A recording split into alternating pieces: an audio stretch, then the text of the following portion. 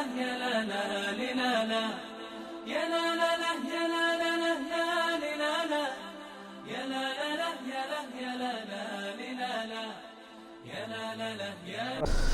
بسم الله والحمد لله وصلى الله وسلم وبارك على رسول الله. الحمد لله الذي أمات وأحيا، الحمد لله الذي أضحك وأبكى، الحمد لله الذي كتب الآجال ونسخ الآثار، كور النهار على الليل وكور الليل على النهار. القلوب عنده مفضية والسر عنده علانية، الحلال ما أحل والحرام ما حرم، الدين ما شرع والأمر ما قضى، الخلق خلقه والعبد عبده والملك ملكه، وهو الله وهو الله وهو الله الرؤوف الرحيم. وأشهد أن لا إله إلا الله وحده لا شريك له، وأشهد أن محمدًا عبده ونبيه ورسوله، أرسله للناس بشيرًا ونذيرًا وداعيًا إلى الله بإذنه وسراجًا منيرًا. فصلى الله وسلم وبارك عليه وعلى آل بيته وأصحابه صلاة تامة طيبة كثيرا. خير ما يبدأ به كلام الله، وخير ما يثنى به حديث رسول الله. يقول الله سبحانه وتعالى بعد قول أعوذ بالله من الشيطان الرجيم، بسم الله الرحمن الرحيم. أفأمن أهل القرى أن يأتيهم بأسنا بياتا وهم نائمون. أوأمن أهل القرى أن يأتيهم بأسنا ضحى وهم يلعبون. أفأمنوا مكر الله أفأمنوا مكر الله أفأمنوا مكر الله فلا يأمن مكر الله إلا القوم الخاسرون. Allah yarhamna. Allah subhanahu wa ta'ala disait dans son livre, les gens des cités sont-ils sûrs que notre châtiment rigoureux ne les atteindra pas la nuit pendant qu'ils sont endormis? Les gens des cités sont-ils sûrs que notre châtiment rigoureux ne les atteindra pas le jour pendant qu'ils s'amusent? Sont-ils à l'abri de stratagèmes d'Allah subhanahu wa ta'ala? Seuls les gens perdus se sentent à l'abri du stratagème d'Allah subhanahu wa ta'ala. Qu'Allah fait qu'on ne soit pas parmi ces gens-là. Mes chers frères, mes chères sœurs, vous avez bien remarqué que les 3 versets qu'on a cités, c'était sous forme de questions. الآيات التي قرأنا كانت على شكل أسئلة، والسؤال 3 أنواع: سؤال استفهام، سؤال اتهام وسؤال اهتمام. Il y a 3 types de questions. On pose la question parce qu'on ne connaît pas la réponse. C'est normal, notre savoir, notre science est limitée. 2, on pose la question pour montrer la valeur du réponse. Le papa, il fait quelque chose de bien, après de le faire, il pose la question à ses enfants, c'est qui a fait ça? Ils disent papa. Il dit, vous voyez comment je suis fort? Pour montrer la valeur de la réponse. 3, on pose la question pour que la réponse soit une preuve contre la personne. Le papa pose la question, c'est qui a acheté du pain aujourd'hui? L'enfant il dit c'est moi. Il dit alors c'est toi qui as fait le problème dans la boulangerie. Il y a 3 types de questions. وكل سائل يسأل يسبق سؤاله جهل ويلحق سؤاله انتظار. وكل عالم يسبق علمه جهل ويلحق علمه فناء. Chaque personne qui pose une question, avant de poser la question, il ignore la réponse. Après de poser la question, il doit attendre pour connaître la réponse. إلا الله سبحانه وتعالى هو لا يسأل حتى يعلم الإجابة. ولكن الله سبحانه وتعالى حتى يبين ويخبرنا ويعلمنا وينذرنا ويفهمنا ما هي الصفات التي يجب أن تكون في المؤمن. Allah subhanahu wa ta'ala alim. Le seul qu'on peut dire qui est alim, qui est le grand savant, c'est Allah subhanahu wa ta'ala. لأن الله سبحانه وتعالى يعلم ما كان وما يكون وما سيكون. Allah il sait qu'est-ce qui s'est passé avant, qu'est-ce qui se passe maintenant et qu'est-ce que ça va se passer après. Allah subhanahu wa ta'ala, il nous voit ici dans la mosquée à Noisy-le-Sec. Il voit nos frères au Japon. Il voit les autres en Afrique du Sud. Il voit les gens aux États-Unis. Pour Allah subhanahu wa ta'ala, il n'y a pas un changement de temps. Allah, il voit les fourmis sur la terre. Il voit les deux fourmis qui parlent maintenant, qui se discutent entre elles. Il leur donne leur subsistance. Il sait où elles vont mourir et quand elles vont mourir. هذا الله سبحانه وتعالى. يعلم ما كان وما يكون وما سيكون وما سيكون لو لم يكن كيف كان يكون. Subhanahu wa ta'ala. Il sait quand tu prends à droite, qu'est-ce que ça va se passer, et quand tu prends à gauche, qu'est-ce que ça va se passer. Notre savoir illimité, mes chers frères. Après d'écouter ces versets, on comprend, et Allah, il nous passe le message pour nous faire comprendre que le croyant, généralement, il n'a pas le droit de se sentir à l'abri de châtiment d'Allah, à l'abri de stratagème d'Allah, à l'abri de changement de ce bas monde. Tu me dis, mon frère, aujourd'hui on est à la mosquée, alhamdulillah, on a fait subh aujourd'hui à la mosquée et on a l'intention d'être toujours dans la religion. Mais ce qui compte, mon frère et ma soeur, c'est la fin. Innama al-ibratu bil khawatim. Dans le sens de dua, le prophète il dit quoi? Allahumma ij'al ahsana a'malina khawatimaha. Ce qui compte auprès d'Allah, c'est la fin. Aujourd'hui, tu es dans la mosquée, on est d'accord, mais tu ne sais pas comment tu vas finir ta vie, mon frère. Le prophète, il nous donne un hadith qui va un peu nous expliquer les trois versets qu'on a cités. قال بادروا بالأعمال فتنا كقطع الليل المظلم. Il a dit, hâtez-vous à faire les bonnes actions avant que ça sera une tentation comme la nuit. C'est quoi ces tentations? C'est quoi les résultats, les conséquences de ces tentations? يُصْبِحُ الرَّجُلُ مُؤْمِنًا. Le matin, il s'est réveillé avant subh, il a fait 2 unités de prière, il a pleuré devant Allah. C'est un vrai croyant. Après, il a pris le chemin vers la mosquée. C'est un croyant. Et le soir, c'est un mécréant. يصبح الرجل مؤمنا ويمسي كافرا يمسي مؤمنا ويصبح كافرا يبيع دينه بعرض من الدنيا. Le matin, c'est un vrai croyant. Le soir, il fait plus partie de la communauté de Muhammad sallallahu alayhi wa sallam. يبيع دينه. Il a vendu sa religion. Vendu, ça veut dire qu'il y avait une proposition qui était faite pour lui. Il a accepté la proposition. La proposition, ça peut être un pain selon sa foi. Et ça peut être un sandwich selon la foi de la personne. Parce qu'il a faim, il a vendu sa religion pour avoir un déjeuner. Selon la foi de la personne. Mon frère et ma soeur, on va jeter un petit coup d'œil, on va ouvrir la fenêtre pour voir la meilleure société de l'histoire. La meilleure ville de la terre. Les meilleurs élèves de l'histoire, le meilleur professeur de l'histoire. La ville, c'est Médine. L'époque, c'est 1400 ans auparavant. Les élèves, c'est les compagnons et le professeur, c'est le prophète Mohammed sallallahu alayhi wa sallam. On va voir comment ces gens-là, ils ont compris ces versets. Abu Bakr, numéro 1 de toute l'humanité, après les prophètes. Ya Abu Bakr, comment il est ta peur? Est-ce que tu te sens rassuré du châtiment d'Allah?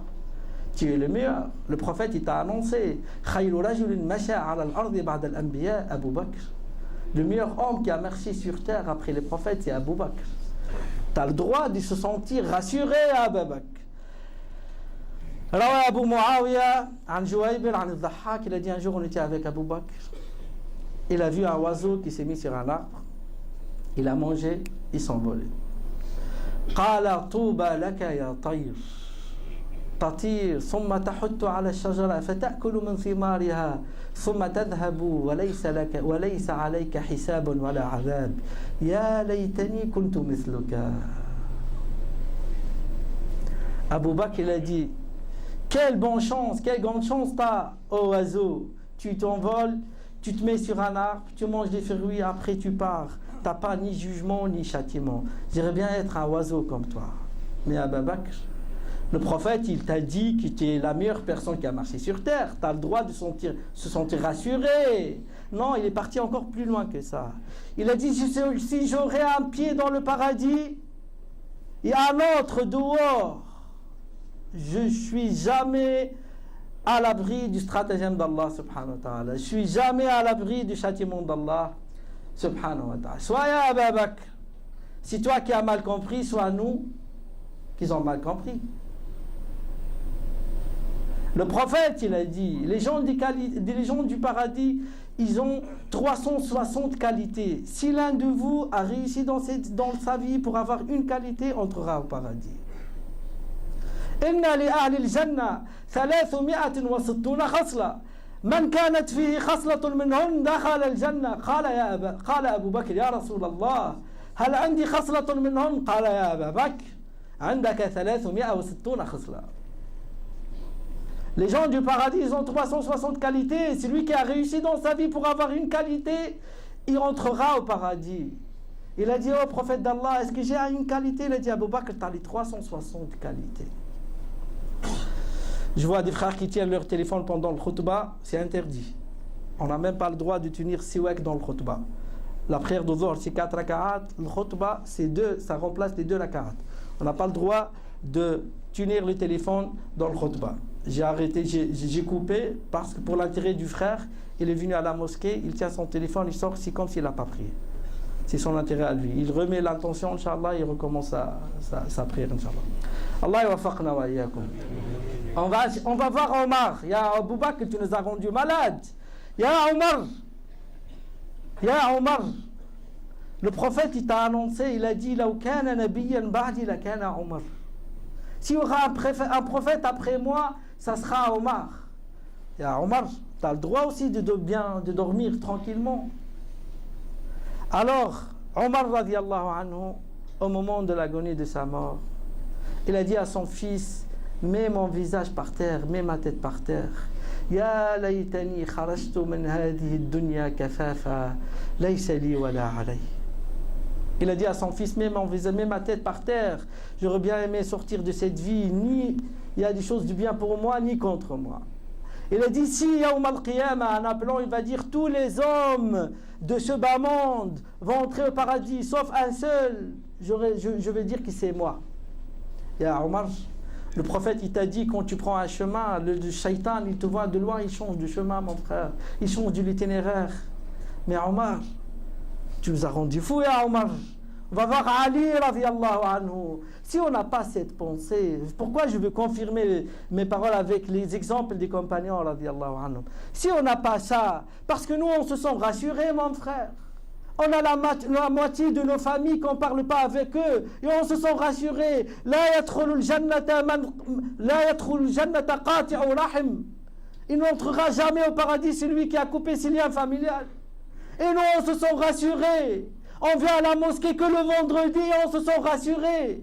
On a de l'argent dans nos poches, dans nos comptes, qu'on n'est pas sûr que ce soit 100% halal et on est rassuré, mon frère. On se sent à l'abri, on est sûr qu'on va finir notre vie dans la umma du prophète.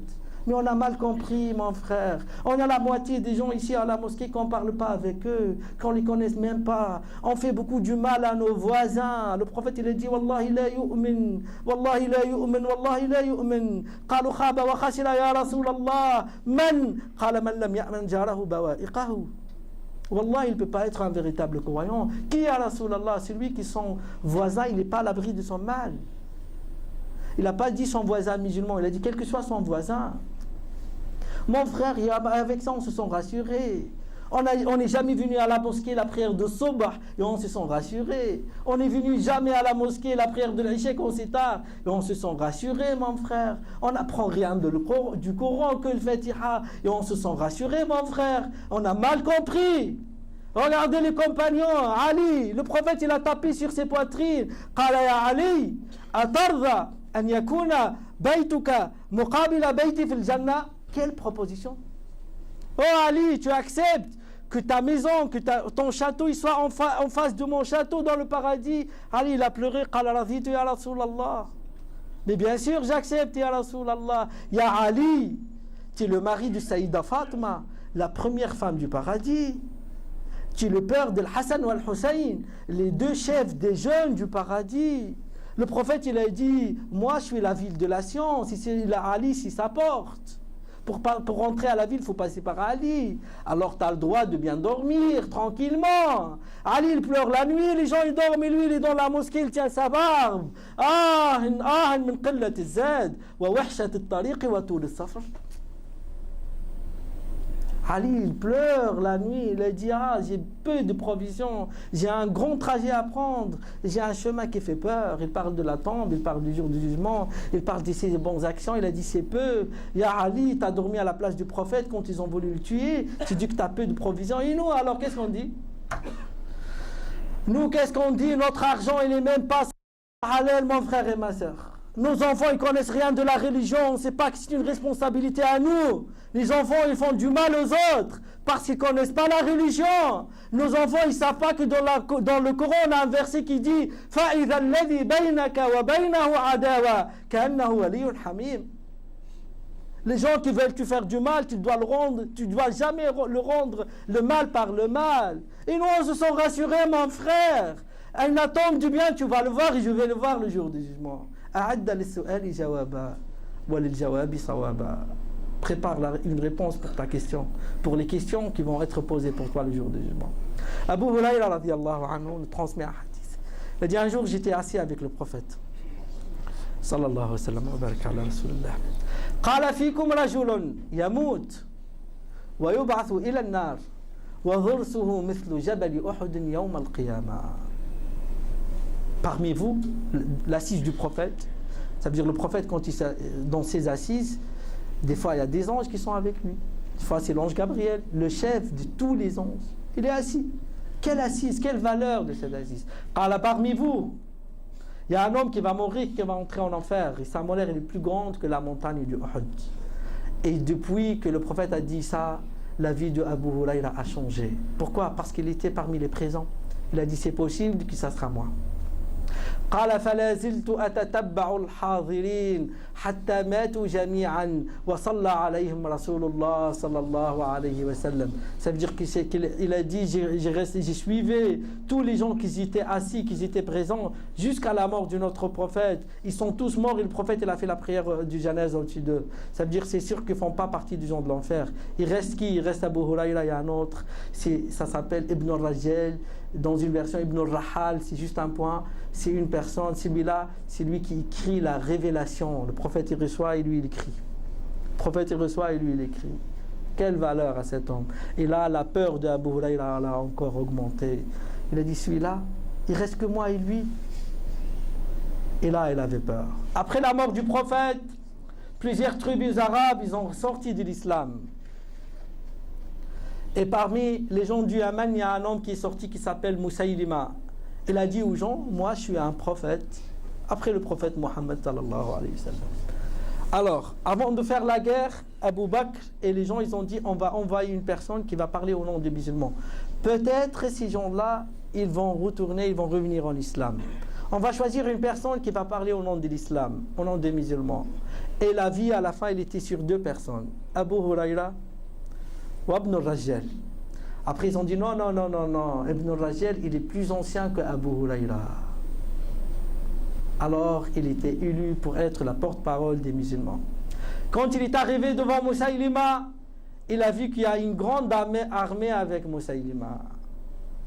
وجد معه 100,000 أو يزيدون قال يا أبا بكر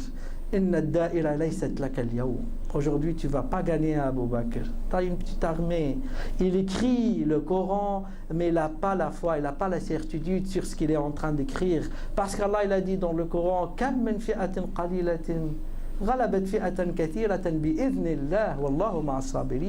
il écrit le Coran, mais il n'a pas la certitude sur les paroles. Parce qu'Allah il a dit dans le Coran, combien de petits nombres a gagné.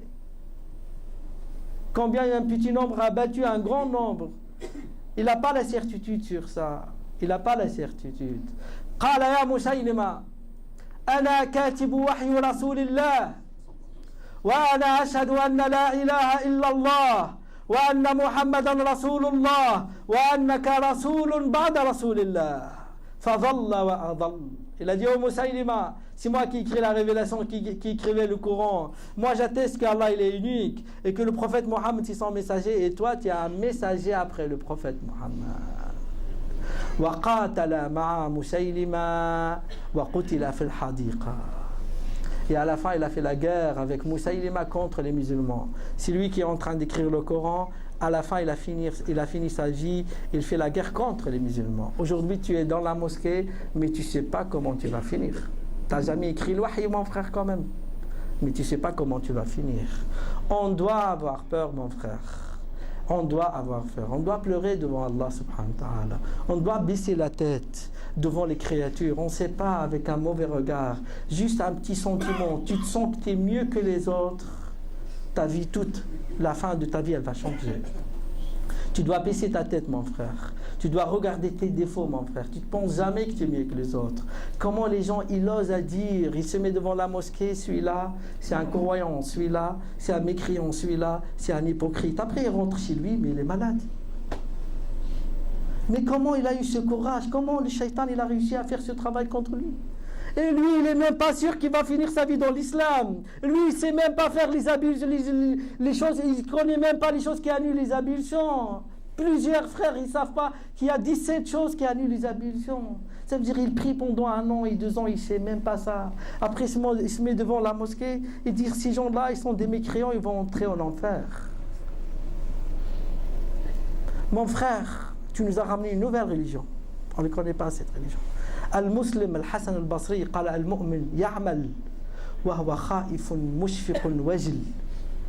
Hassan al-Basri, il a dit le croyant, il fait les bonnes actions, mais il a peur, il a la tête en bas, il se rabaisse.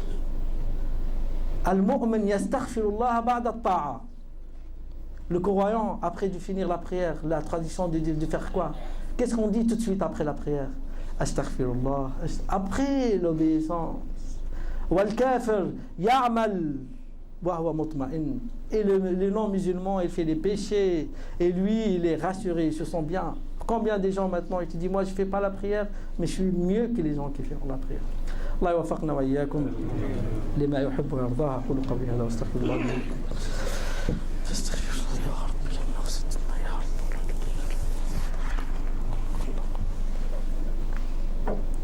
بسم الله والحمد لله وصلى الله وسلم وبارك على رسول الله. الحمد لله الذي ليس كمثله شيء وهو السميع البصير الأول والآخر والظاهر والباطن المتعالي عن الشبيه والضد والند والنظير لا تراه العيون ولا تخالطه الظنون ولا يصفه الواصفون. وصلى الله وسلم وبارك على محمد بن عبد الله النبي المصطفى المجتبى البشير النذير. روى البخاري ومسلم رحمهم الله عن أبي سعيد الخدري رضي الله عنه. C'est la dernière partie du hadith. قال وإن أحدكم لا يعمل بعمل أهل الجنة حتى ما يكون بينه وبينها إلا ذراع فيسبق عليه الكتاب فيعمل بعمل أهل النار فيدخلها. وإن أحدكم لا يعمل بعمل أهل الجنة أو وإن أحدكم لا يعمل بعمل أهل النار حتى ما يكون بينه وبينها إلا ذراع فيسبق عليه الكتاب فيعمل بعمل أهل الجنة فيدخلها. Il a dit l'un de vous, il ne cesse de faire les actions des gens du paradis. Jusqu'à qu'il le reste un coudé pour entrer au paradis. Vous savez, mon frère, le trajet pour aller au paradis, c'est combien? Juste, tu prends le chemin. À partir de 500 ans, tu commences à sentir l'odeur du paradis. Ça veut dire que tu prends ton chemin, tu marches. Quand il te reste 500 ans de marche, tu commences à sentir l'odeur du paradis. Imaginez la personne, il est arrivé jusqu'à un coudé du paradis. Et après, hop, il a fait des actions des gens de l'enfer. Il est mort en dehors de l'islam. On a le droit de se sentir rassuré. On n'a pas le droit. An Abi Aïth, radiallahu anhu, il a dit, un jour on était avec le prophète sallallahu alayhi wa sallam, on est parti pour faire salat al-janaza. قال كنا يوما مع خرجنا يوما مع رسول الله صلى الله عليه وسلم في صلاة الجنازة فلما أراد رسول الله أن يصلي عليه قال عمر يا رسول الله لا تصلي عليه إنه كثير المعاصي. Il a dit oh prophète d'Allah, quand le prophète il a voulu faire la prière du janazah sur la personne, il a dit oh Rasulallah, si quelqu'un qui faisait trop de péchés, tu ne fais pas la prière au-dessus. La personne, il faisait le péché ou pas? Il faisait. Il a preuve que le Sayyidina Omar, il a attesté, il a dit ça. نظر رسول الله حوله قال هل رآه أحد منكم على عمل من الإسلام. Est-ce que l'un de vous, il a vu un jour faire une action de l'islam? Un homme, il est sorti parmi tous les présents. قال يا رسول الله حرصت يوما أنا وهو ليلة في سبيل الله. Juste une fois, on a passé la nuit, on est en train de servir les musulmans. فقام رسول الله صلى الله عليه وسلم وصلى عليه ثم نظر إليه وقال هم يقولون أنك من أهل النار وأشهد أنك من أهل الجنة. Le prophète il s'est élevé, il a fait la prière du janazah sur cette personne. Il a dit eux ils disent que tu fais partie des gens de l'enfer et moi j'atteste que tu fais partie des gens du paradis. Le cerveau, il y a des moments qu'il ne doit pas fonctionner. Tu le mets à côté, mon frère. Tu fais verrouiller et tu le mets à côté. Il n'a pas le droit de réfléchir. Comment tu vas finir ta vie? C'est qui les gens du paradis? C'est qui les gens de l'enfer? Tu ne sais pas, mon frère. L'oncle du prophète, il a dépensé tout son argent sur le prophète. À l'agonie de la mort, le prophète, il a dit une seule fois, si tu le prononces, la ilaha illallah, tu entreras au paradis. Je peux te défendre le jour du jugement. Une seule fois. Il a dépensé tout son argent. Il a passé toute sa vie en train de protéger le prophète. Une seule fois, mon oncle. Tu fais partie de la meilleure famille de l'histoire. Une seule fois. قال يا محمد أعلم أنك على الحق وأعلم أني لولا أقولها أكون في النار ولكني لا أريد أن تقول قريش أن خوف أبا طالب عند موته حمله على أن ترك دينه ودين آبائه وهذا من العار وأنا أختار النار على العار. Il est sorti de cette vie sans prononcer une seule fois la ilaha illallah. Il a dit, oh mon oncle, dis une seule fois, la ilaha illallah, je peux te défendre le jour du jugement. Il a dit, mon neveu, je sais, si je ne le dis pas, j'entrerai à l'enfer. Mais je ne veux pas que les gens de Quraysh disent qu'Abu Talib, au moment de sa mort, il avait peur. Alors il a laissé sa religion à la religion de ses parents. Et ça, c'est la honte. Moi, j'ai choisi l'enfer par rapport à la honte. Il a jamais prononcé la ilaha illallah. Et Wahshi, celui qui a tué l'oncle du prophète, celui qui a tué Hamza, il a dit le prophète, Hamza, Asadullah wa Asadu Rasulihi. Hamza, c'est le lion d'Allah et le lion de son messager. Hamza, Sayyid al-Shuhada, le chef des martyrs. Celui qui l'a tué, à la fin, il a fini sa vie dans l'islam. Et le prophète, il a dit, Yadhakullahu li rajulayn, yaqtulu ahaduhum al-akhar, thumma yadkhulani al-jannata ma'an. Allah, il est content de deux hommes, hein, il a tué l'autre, après on entrera au paradis ensemble. Tu peux comprendre quelque chose? On n'a rien compris. Tu fais les actions et tu baisses ta tête. Tu obéis à Allah et tu baisses ta tête. On te dit, mon frère, tu es le meilleur. Tu dis, non, je suis le pire des gens. Ali, les gens devant lui disent, Ya Ali, toi tu es un bon homme. Il dit, Allahumma, ighfir li fima la ya'lamoun. Ij'alni ahsana mimma yadhunnun. Wa la tuhasibna bima yaqulun.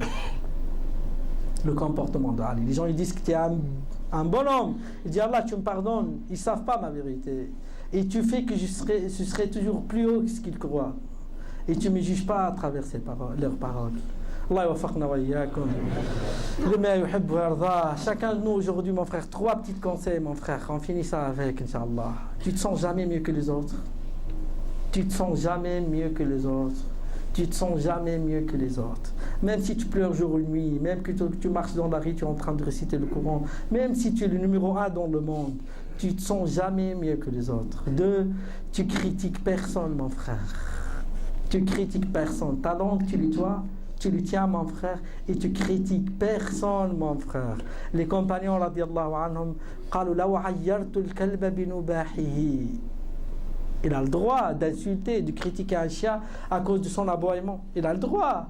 قال لو عيرت الكلب بنباحه ما أمنت أن أنبح قبل أن أموت. On est trop loin, mon frère. Il a dit, si je vais insulter un chien à cause de son aboiement, je ne suis pas rassuré que je vais aboyer avant ma mort. Tu critiques personne, mon frère. Tu critiques personne. Tu as 2 yeux, un œil, tu regardes les qualités des autres, et l'autre, tu regardes tes défauts à toi. Ya ibn Adam, إن كان لك عينان وللناس عيوب فللناس أعين وكلك عيوب. Si tu as 2 yeux, les gens ils ont des défauts. Les gens aussi ils ont des yeux et tu es plein de défauts, mon frère. Alors tes yeux, un tu regardes les qualités des autres, l'autre tu regardes tes défauts à toi. Tu critiques personne, tu cherches les défauts de personne et tu te sens jamais mieux que les autres. الله يوفقنا وإياكم لما يحب ويرضى. اللهم اجعلنا ممن يستمعون القول فيتبعون أحسنه. اجعلنا هادين مهتدين غير ضالين ولا مضلين. إلهنا وسيدنا ومولانا أنت أعلم بحالنا، ترى مكاننا وتسمع كلامنا، لا يخفى عليك شيء من أمرنا. نحن عبادك الوجلون المذنبون المقرون المعترفون بذنوبهم، نسألك مسألة المساكين، نبتهل إليك ابتهال المذنبين عن أهل الله. اللهم لا تجعلنا بدعائك أشقياء، كن بنا رؤوفا رحيما يا خير المسؤولين وخير المعطين. اللهم أعطنا ولا تحرمنا، زدنا ولا تنقصنا، كن لنا ولا تكن علينا، امكر لنا ولا تمكر علينا، أكرمنا ولا تهنا، ارفعنا ولا تضعنا، اهدنا ولا تضلنا، أعزنا ولا تذلنا برحمتك يا أرحم الراحمين. حسن أخلاقنا وخلقنا، حسن أخلاقنا وخلقنا، اجعلنا علامة حسنة لهذا الدين. ارجع بالأمة إلى دينك رجعا جميلا. اهدي الإنس والجنة كافة في العالم كله يا ربنا. استخدمنا لدينك مبلغين عنك وعن رسولك، مبلغين عنك وعن رسولك برحمتك يا أرحم الراحمين. اهدي أبناءنا وأبناء المسلمين، اهدي بناتنا وبنات المسلمين. ارجع بنسائنا إلى الحجاب والحشمة، ارجع بنسائنا إلى الحجاب والحشمة برحمتك يا أرحم الراحمين. والدينا تعبوا من أجلنا.